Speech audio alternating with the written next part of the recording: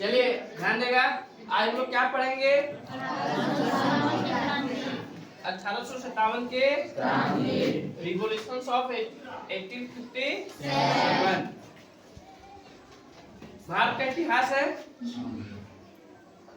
और भारत का प्रथम स्वतंत्रता संग्राम इसको कहा जाता है।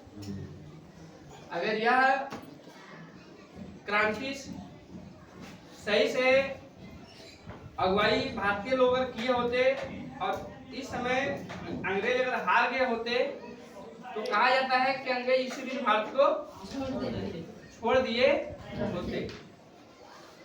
तो आखिर ये क्रांति क्यों हुआ, इसके पीछे कारण तो कुछ तो कारण हुआ होगा। क्रांति ऐसे होता है, जब भी व्यवस्था में कहीं गड़बड़ आएगा तब लोग क्या करते हैं? क्रांति सरकार के विरुद्ध, शासन के विरुद्ध रोड सड़कों पर आते हैं। जरूर कुछ न कुछ हुआ होगा। तो आते हैं, समझते हैं हम लोग 1857 की क्रांति का जो तैयार हुआ था उसमें सबसे पहले क्या है? सबसे पहले है सामाजिक कारण। क्या है? सामाजिक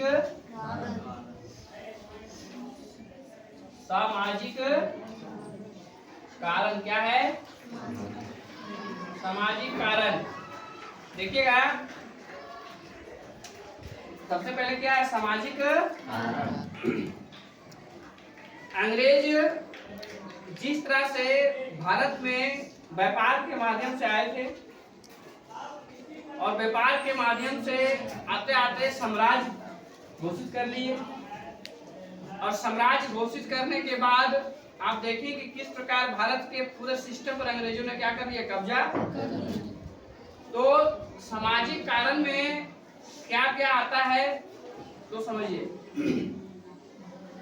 भारत के संस्कृति या सभ्यता एक समय उत्थान पर थी। धीरे धीरे जब यह कुछ लोगों के पास आया तो गड़बड़ा गया। मतलब ये हो गया कि भारत में सती प्रथा थी। क्या थी? सती क्या थी? सती प्रथा। और सती प्रथा के बारे में जान रहे हैं कि इसमें किसी का भी जो जौहर होता था या उसका पति जब वो मर जाते थे तो उसकी पत्नी पति के विरह में अपने आप को आग के हवाले क्या करते थे? समर्पण कर देते। मतलब वो भी साथ में जल जाती। जो स्त्रियां नहीं जलती थी उसको जबरदस्ती आग के हवाले साड़ी या बाल में घी का लेप लगा देते थे और किसी खुट्टे के द्वारा उसको बांध देते थे और आग लगा दिया जाता। देखने में आप देख सकते हो कि कितना कुरीति था लोगों में। आज हम लोग के समाज में ये सब है नहीं, परंतु ऐसी बात नहीं है कि सती प्रथा को बंद करने का कोई रूपरेखा तैयार नहीं किया था। यहाँ तक कि महान अकबर उसने भी इस पर रोक लगाने की कोशिश किया था पर रोक नहीं लगा सका। औरंगजेब, खुद शाहजहां, और औरंगजेब जान रहे हैं इतना खतरनाक आदमी अगर इस प्रथा को नहीं रोक पाया तो हमें नहीं लगता है कि कोई रोक पाया था। लेकिन जब भारत में अंग्रेज आए, भारत से भी कुछ लोग थे। कौन लोग थे? जैसे राजा राममोहन राय ने इस पर बहुत काम किया कि हमारे बंगाल के क्षेत्रों में होने वाले सती प्रथा पर रोक लगे। और सती प्रथा का जो पहला प्रमाण मिलता है, साक्ष्य प्रमाण, वो भानुगुप्त से मिलता है। भानुगुप्त के एर्नाबिलेक 512 ईस्वी इसका साक्ष्य प्रमाण है। और अंग्रेजों ने इसको 1829 में पूरा तरह से भारत में सती प्रथा पर क्या कर दिया, रोक लगा देता है, गैर कानूनी लगा कर देता है कि आप ऐसा कोई भी कीजिएगा तो पूरे लोगों को आपको मार दिया जाएगा या फिर कठोर दंड दिया जाएगा। तो राजा राममोहन राय और इसमें अंग्रेजों का वाइसराय था जनरल, वो था विलियम बेंटिंग। कौन था? Lord William Bentinck. और भारत तरफ से राजा राममोहन राय ने इस चीज को बंद किए। तो अब ये किसको चुभ रहा था? तो इससे जिसका रोजी रोटी चल रहा था, उन लोगों को लगा कि अंग्रेज सिर्फ यहाँ शासन कर सकते हैं, हमारे समाज में अंदर नहीं आ सकते, वो एंट्री नहीं कर सकते। पर अंग्रेजों ने समाज के अंदर एंट्री किया और इसको क्या किया, यहाँ से हटा दिया। नेक्स्ट आता है नर बलि। क्या आता है? नर बलि। भारत में बहुत ऐसा ट्राइबल्स थे, आदिवासी समुदाय थे, जहां पर इंसान को उसके पूर्वज के देवी देवताओं को खुश रखने के लिए बलि देते थे। क्या देते थे? बलि। ये भी बंद हुआ। ये भी क्या हुआ? बंद हुआ। नेक्स्ट दास प्रथा। दास प्रथा, इसको भी पूरा तरह से क्या कर दिया गया? बंद कर दिया गया। अब कोई भी व्यक्ति दूसरे देशों में जाके काम नहीं करेगा। दास प्रथा में होता था, काम कराने के लिए लोग ले जाते थे एक देश से दूसरा देश, और वो कब लौट के आएंगे इसका गारंटी नहीं होता। तो सामाजिकरण ये हो गया। क्या दूसरा क्या है? राजनीतिक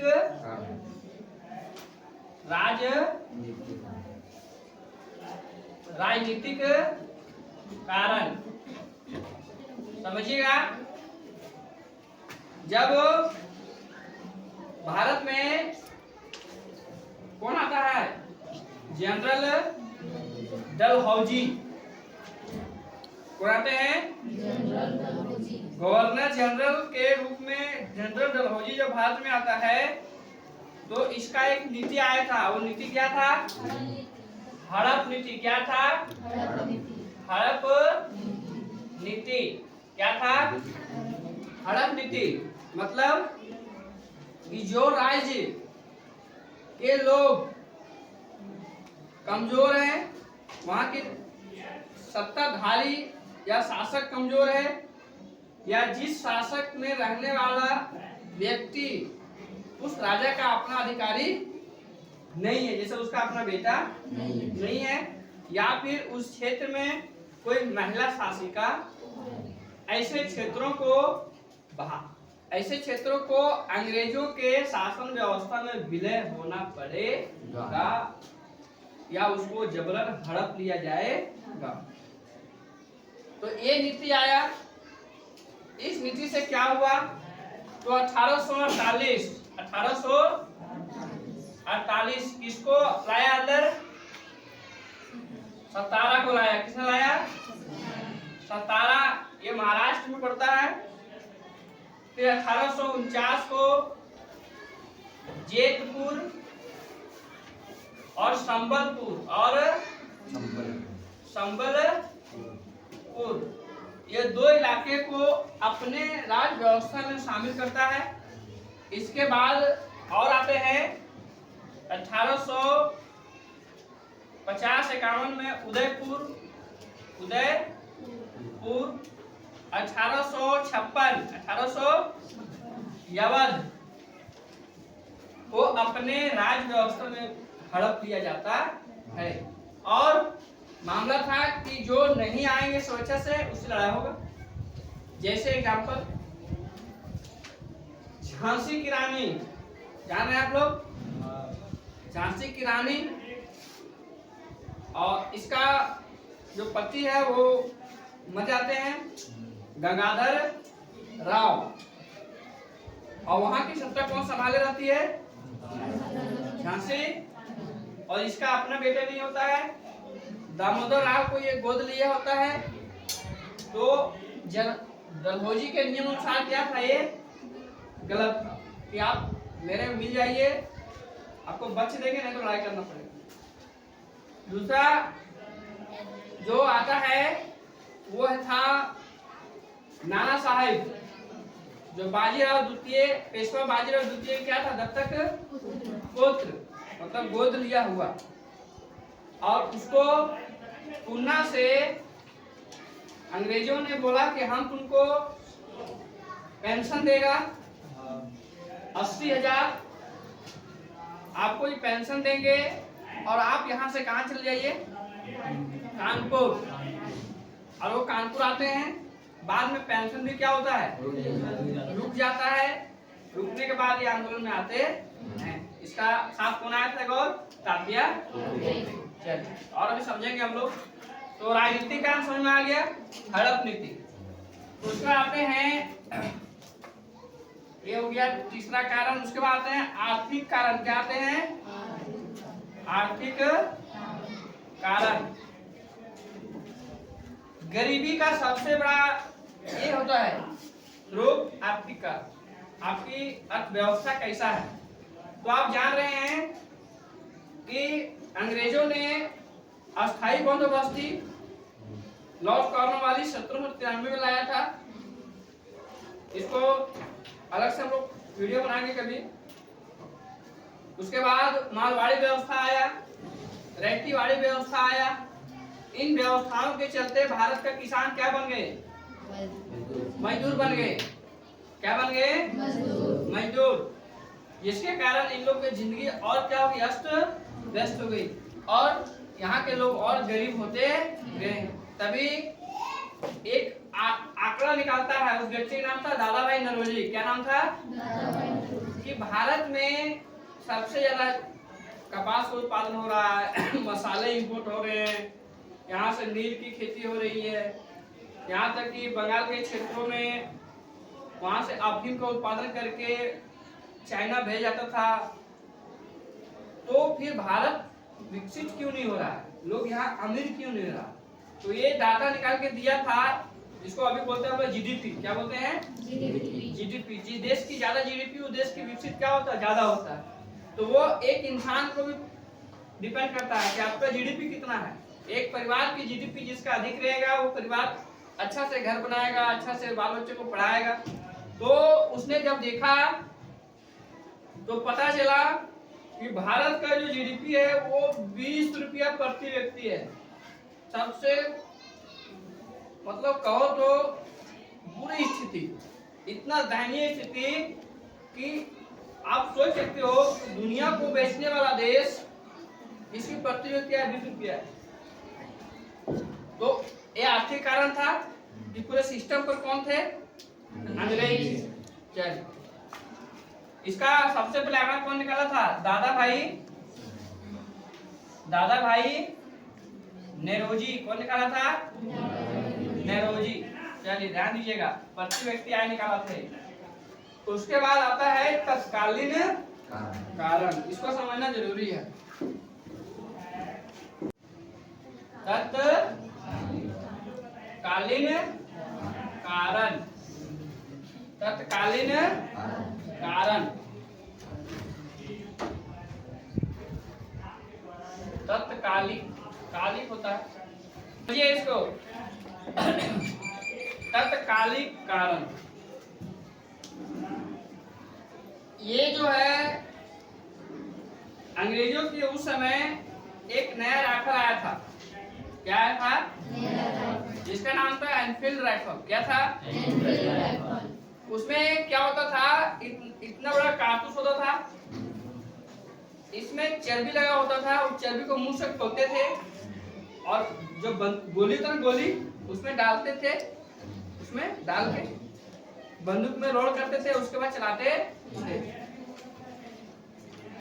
अंग्रेजों का सबसे बड़ा मोटो था कि हम किसी प्रकार से भारत में जो एकता है हिंदू मुस्लिम, क्या है हिंदू मुस्लिम, उसको हम क्या करें, अलग करें। क्योंकि जब तक अलग नहीं करेंगे तब तक हम पूरा सिस्टम पर अपलोड नहीं हो पाएंगे, ये तो पक्का था। क्योंकि हमारा समाज में उस समय ना हिंदू ना मुस्लिम, कोई कुछ नीच कोई था नहीं, एक साथ थे तो मजबूत थे। तो अंग्रेजों को ये अटक रहा था कि इसको तोड़ना पड़ेगा, नहीं तो इसके और हम करीब नहीं जा सकते हैं, भारत में और हम लूट बाजारी नहीं कर सकते हैं। तो हुआ क्या समझिए,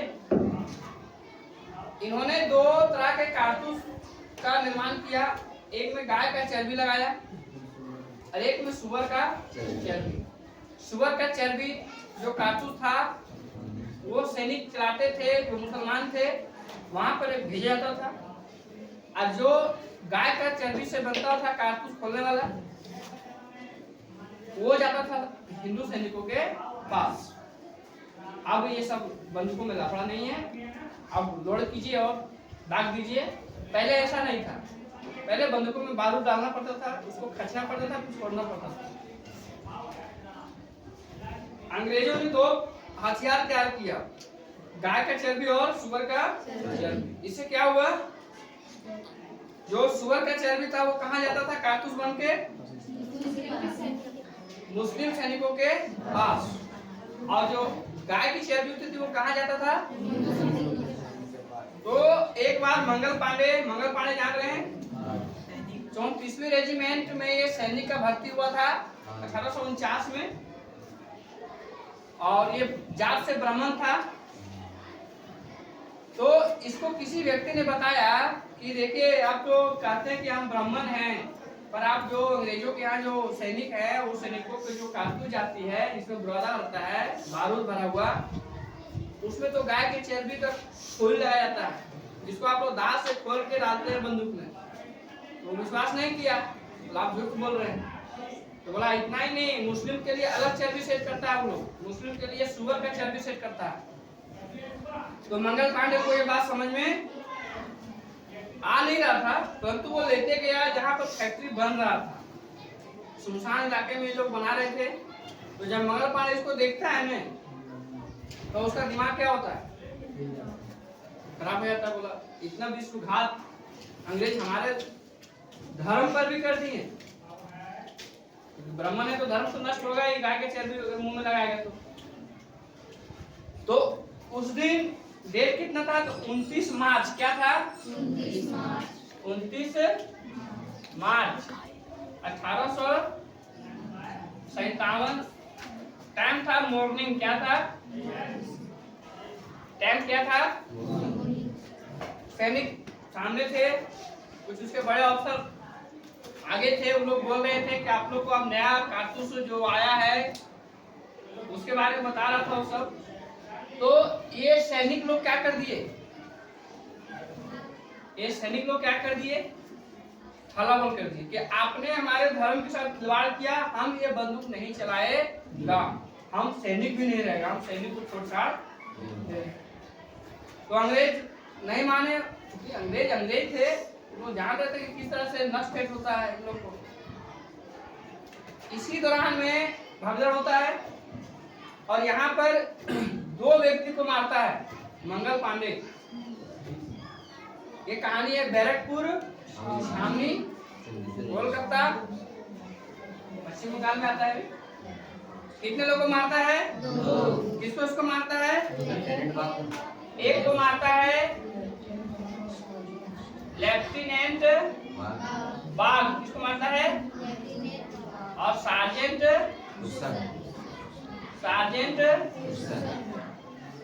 हुरसन, क्या किसको मारता है, हुरसन, किसको मारता है, सार्जेंट हुरसन, दो को मारता है। क्रांति छिड़ जाती है, अपना तफरी मच जाता है वहां पर, और अंग्रेज को टारगेट होता था कि जो अगुवाई करते हैं सबसे पहले उसको क्या करो, मारो। क्या करो, उसको मारो। ये मामला जैसे ही बढ़ा भारत में, इस इसके जस्ट तुरंत कितना अप्रैल को 8 अप्रैल कितना 8 अप्रैल 1857 को किसको दे देते हैं सब फांसी पे चढ़ा देते हैं किसको मंगल पांडे को फांसी चढ़ा देते हैं क्योंकि अगुवाई करने वालों को टारगेट में लेते थे अगुवाई जो करता उसको मारो फिर मामला क्या हो जाता था शांत हो जाता तो ये रूपरेखा था जो क्रांति क्या हुआ शुरू हुआ इसका एक और कारण है उस कारण क्या नाम क्या है सैनिक कारण क्या है सैनिक कारण समझिएगा इसको अंग्रेज भारत मुल्क के भी कई लोगों को सैनिक के पद में क्या किया था पोस्ट दिया था कि आपको पैसा मिलेगा आपको जो भी मिलेगा आप हमारे यहाँ सैनिक का काम कीजिए तो वो सैनिक लोग भी अंग्रेजों को साथ नहीं दे रहे थे क्योंकि इस सैनिक के साथ कुछ गलत काम होता था जैसे अनावश्यक युद्ध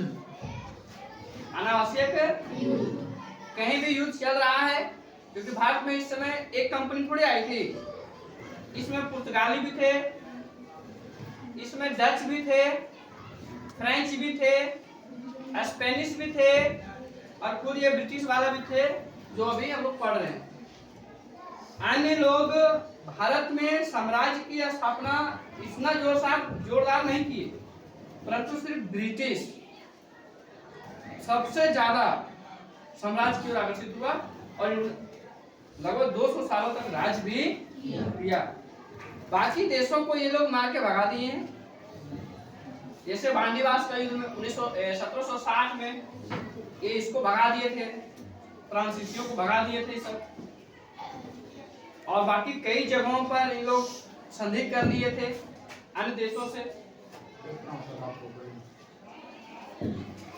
क्या कर लिए थे संधि कर लिए थे और संधि करने के पश्चात 5 कंपनियां भारत में ये पांचों कंपनियों को क्या कर दिया सब और अकेला कौन बच गया ब्रिटेन और पूरे भारत पर किसका शासन चलने लगा उसके बाद ब्रिटेन 100 सालों के बाद ये आता है क्योंकि 1757 प्लास्टिक युद्ध में रॉबर्ट क्लाइव ने ये बीज डाला था भारत में खुद डालो शासन करो और ये कहां तक चला 1800 और 1857 में जब भारत में ज्यादा हद बढ़ गया इन लोग को तो ये लोग अगुवाई किए और हम लोग पढ़ेंगे कि इसमें कौन कौन क्षेत्र से कौन कौन लोग क्या किए थे अगुवाई किए थे उसमें सबसे पहले क्या पढ़ते हैं हम लोग सबसे पहले पढ़ते हैं कानपुर में क्या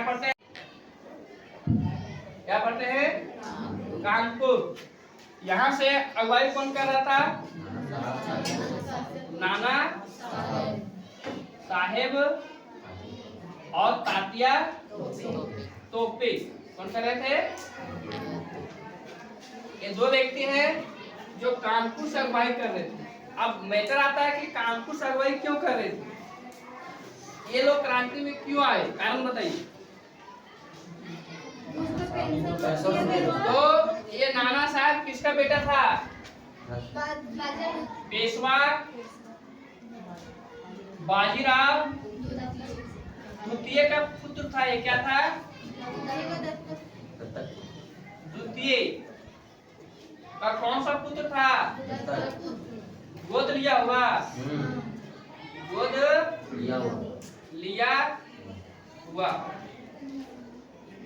और हड़प नीति जनरल जो डलहौजी का नियम था उसमें ये अमान्य था कि गोद लिया हुआ शासन नहीं करेगा इसलिए इसका पेंशन क्या किया था लोग रोक दिया था बाकी ये इसका अनुयायी था साथ में रहता था तो कानपुर से कौन अगुवाई कर रहे थे नाना और तात्या कानून समझ में आ गया चलिए दूसरा दिल्ली बहादुर शाह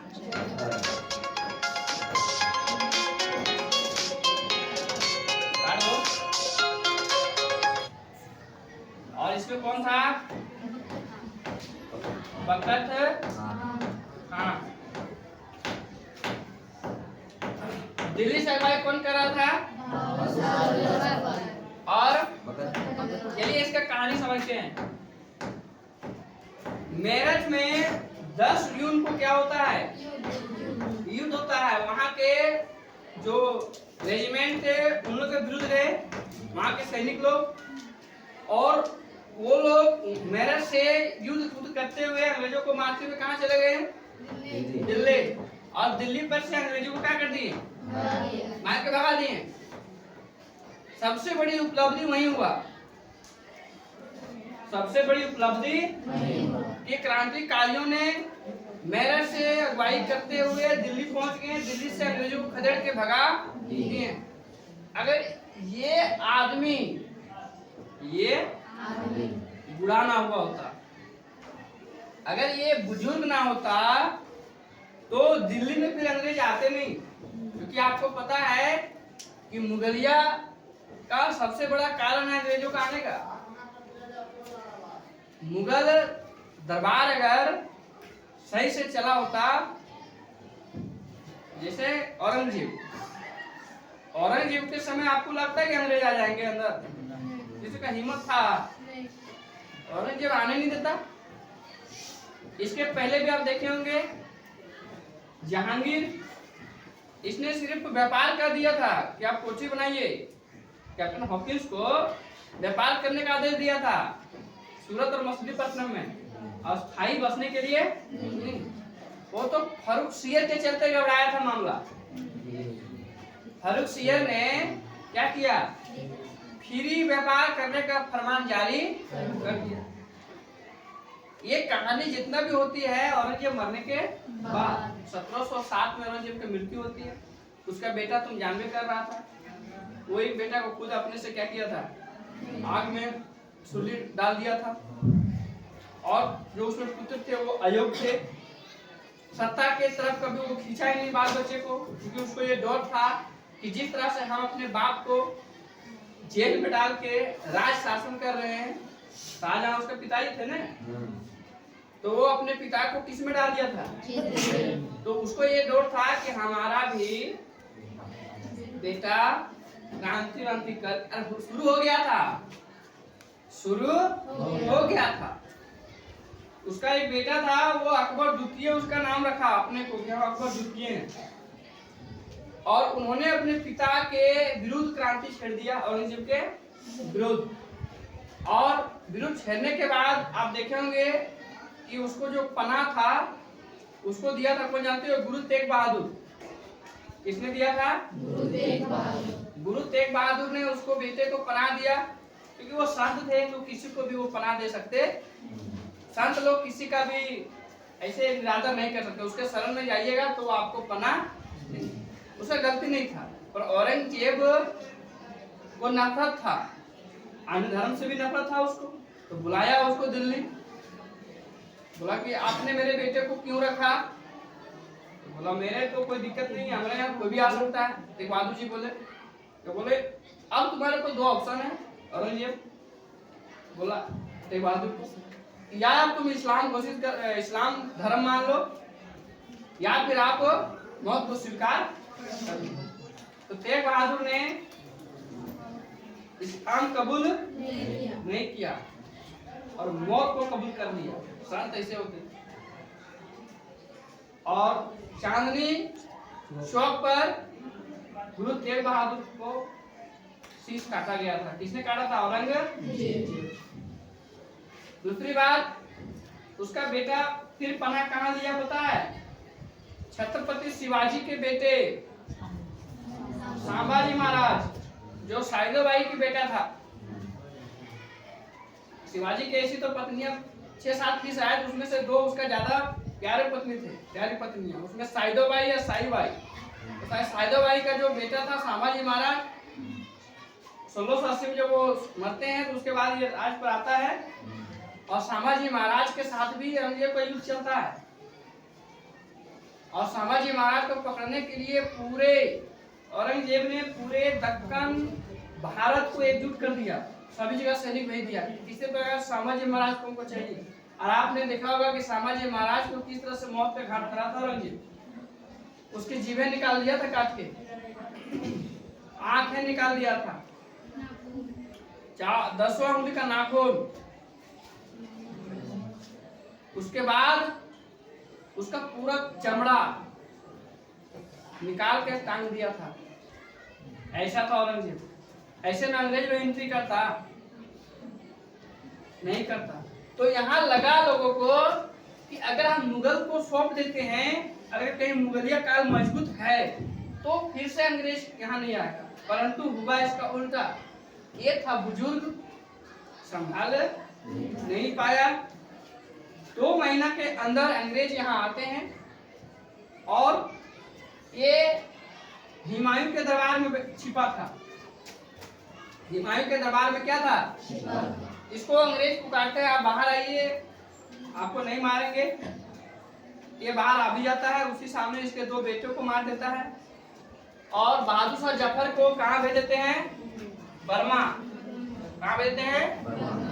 बर्मा, जहाँ इसकी 1862 में क्या होती है? क्या होती है? मृत्यु। क्या हो जाती है? मृत्यु। पहला मुगल काल का ऐसा राजा था जो भारत के बाहर उसकी मृत्यु हुई थी। उसका नाम क्या था? बहादुर शाह जफर। और इसके साथ अगुवाई कौन कर रहा था? बखत खान। 2 हो गया। उसके बाद तीसरा आते हैं झांसी। क्या आते हैं? झांसी। समझिएगा, झांसी जान रहे हैं, खूब लड़ी मर्दानी व झांसी वाली रानी थी। 117 लाइन का एक कविता है। अब पहले दिया करता था 7-8 किताबों में, अब इसको क्या कर दिया है? शायद कौन चौहान का है, सुभद्रा चौहान लिखी शायद इसको। झांसी में सबसे बड़ा समस्या ये था, इसका राजा था गंगाधर राव। कौन था? गंगाधर राव। इसका एक भाभी थी। कौन थी? भाभी। ये अंग्रेजों के साथ मिली थी। क्या थी? अंग्रेजों के साथ। और अंग्रेजों ने इसको ऑफर दिया था कि आप इसको ड्रग्स दीजिए, नशा दीजिए, अफीम दीजिए, ये जब भी मरता है हम आपको राजपाट क्या करेंगे? अंग्रेज यही तो करते थे ना। भारत में अंग्रेज आने का मकसद है कि अपने ही लोगों ने धोखा दिया, अपने लोगों ने धोखा दिया। ऐसे भी कहते हैं लोग कि मुझे अपनों ने लूटा, गैरों में कहाँ दम थी। गैरों में मतलब होता है दूसरे पराये, उसमें कहाँ दम था। और मेरी किस्मत, मेरा जहाँ किस्मत फूटा वहाँ क्या था? पानी। कहने मतलब ये हुआ कि पूरे भारत के बारे में जब आप पढ़िएगा ना, अब धीरे धीरे सब आपको पढ़ाएंगे तो पता चलेगा कि हर स्टेप पर अपने लोग ही गलत निकलेंगे। अपने लोग। शिवाजी के जाने के बाद उसके सत्ता 5 भाग में बढ़ जाता है। पेशवा, सिंधिया, होलकर, गायक। इसका विवाह होता है झांसी की रानी लक्ष्मी बाई। मोरोपंत की बेटी थी ये, मोरोपंत की बेटी।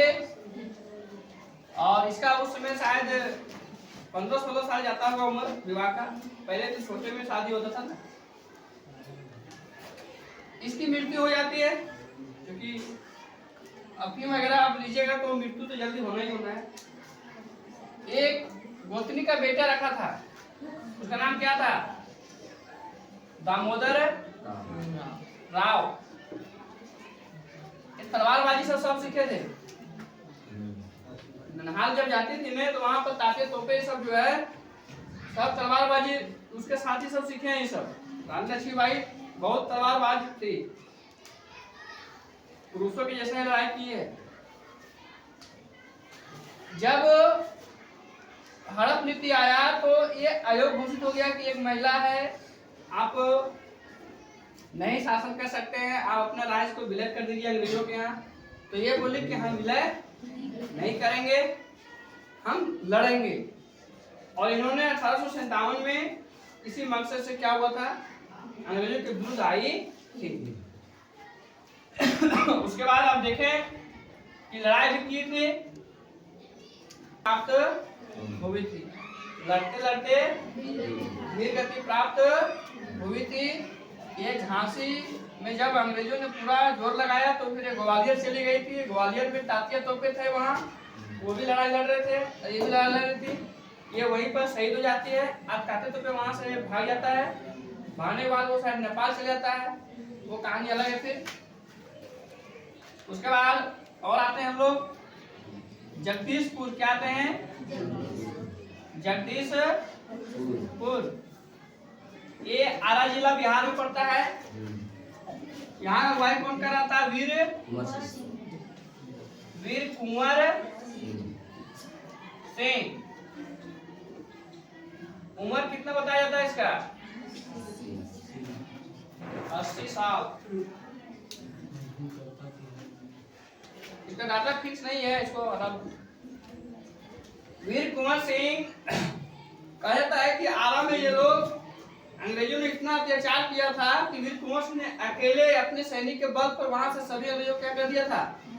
खदेड़ के भगा दिया था, सभी को भगा दिया था, टोटल को। और उस युद्ध में इसको गोली भी लगा था बाएं हाथ में। क्या लगा था? बाएं हाथ में।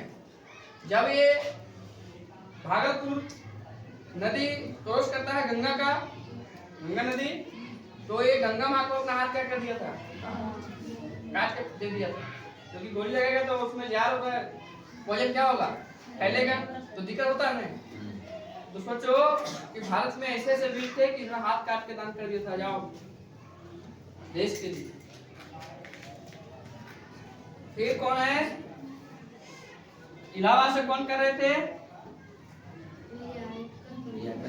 लियाकत अली। इलाहाबाद जान रहे हैं, संगम, वहां से अगुवाई कौन कर रहा था? लियाकत अली। उसके बाद और आइए आगे बढ़िए। पटना से आते हैं। पटना से कौन कर रहे थे? पटना से कौन कर रहे थे? याद है? पीर अली खान। पीर खान कर रहे थे। कौन कर रहे थे? पीर खान। इस संग्राम का अगुवाई पटना से पीर खान कर रहे थे। उसके बाद बरेली से कौन कर रहे थे? बरेली से कौन कर रहा था? गाना भी निकला है, झुमका गिरा रे बरेली के बाजार में, सुना है ना? खान बहादुर हिंदू मुस्लिम एकता दिख रहा है। उसके बाद और कौन है? और कोई है? फैजाबाद से कौन कर रहे थे? फैजा क्या है? मौलवी अहमद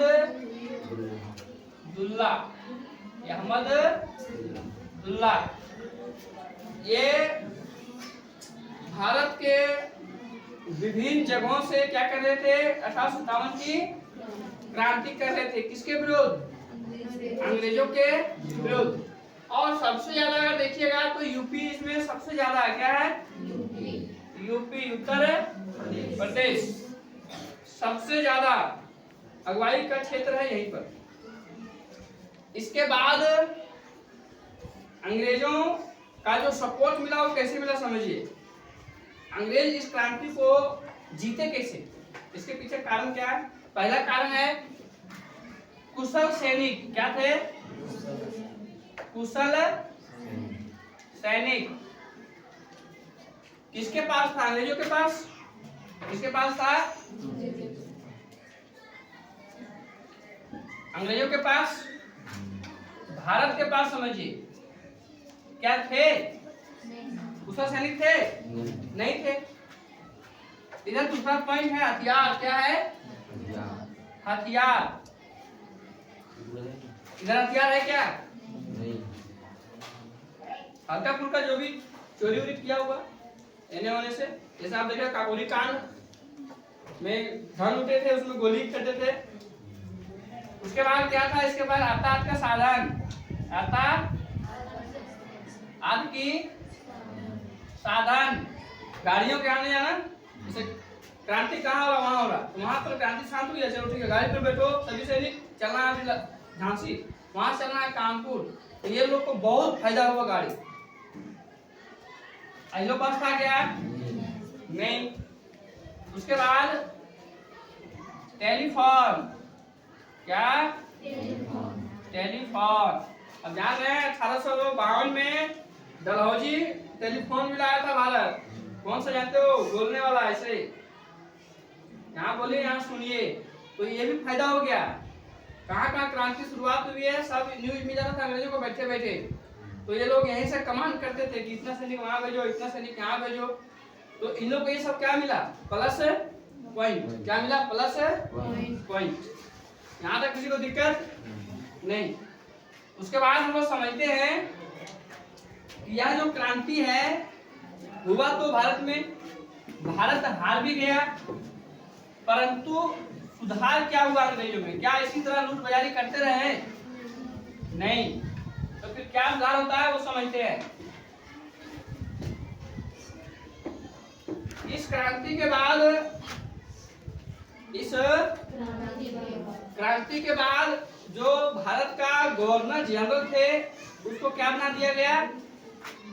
वाइस राय। क्या बना दिया गया? और पर्सनल वाइस राय कौन था? Lord Canning. कौन थे? जो 1857 के बाद इस पद को बनाया गया। और दूसरा पॉइंट क्या है? अब भारत का पूरा एरिया जिसने पर अंग्रेजों का कब्जा, वो कहां से चलेगा पता है? कहां से चलेगा? ब्रिटेन की संसद से चलेगा। कहां चलेगा? और वहां की रानी विक्टोरिया जो थी, 2 देशों की रानी हो गई। कितने देशों की? 2 देशों। कहां की? एक अपना देश में तो थी रानी, और वो अपन इंडिया का भी हो गया।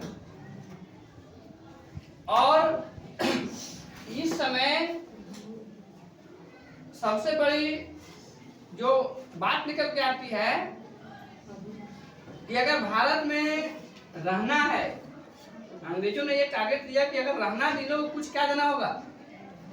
लोभ देना होगा, लालच देना होगा। ऐसे थोड़ा रह पाइएगा आप। इतना इतना युद्ध अगर हर जगह होना शुरू हो जाएगा तो अंग्रेज रह पाता? नहीं रह पाता। तो अंग्रेजों ने क्या क्या दिया उस समय? शिक्षा व्यवस्था आया 1854 में, लॉर्ड मैकाले का शिक्षा व्यवस्था, पश्चिमी सभ्यता की शिक्षा व्यवस्था। उसके बाद 1854 में आपका रेल भी आता है, 16 अप्रैल मुंबई थाने में भी चलाया जाता है, टेलीफोन भी आता है। और ये सब आने से भारतीय लोग थोड़ा क्या हुए? शांत, शिक्षा से जुड़ गए, व्यवस्थाएं आने लगी। क्योंकि अब सरकार किसके चल रहा है? क्राउन से चल रहा है। कहां से चल रहा है? क्राउन से।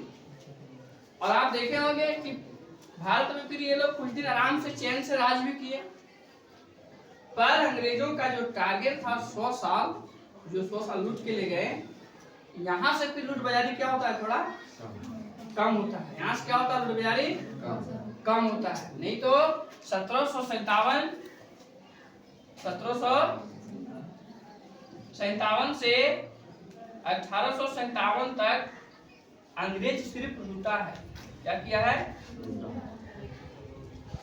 लूटा है 100 साल। और यहां से परिवर्तन होता है, व्हाइट राइट पद आ जाता है, ब्रिटेन की संसद से भारत भी चलता है और ब्रिटेन भी चलता है। जो भी कानून बनेगा दोनों जगह लागू होगा। क्या होगा?